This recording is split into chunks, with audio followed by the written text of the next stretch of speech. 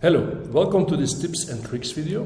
I am Thomas and today I want to share something about the agent profile in Zendesk, where you can set an alias, where you can also add your profile picture and where you can create a signature.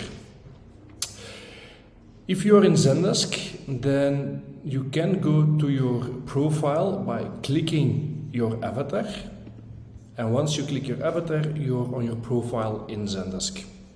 On your left hand side, you can decide to set an alias. So by default, what customers will see is your full name, this one.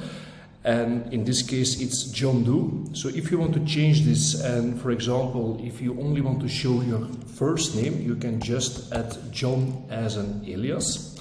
And then customers will only see your first name. To add a signature, it's an easy one. You just can create a signature like this. And once you've done that, customers will be able to see your signature as well.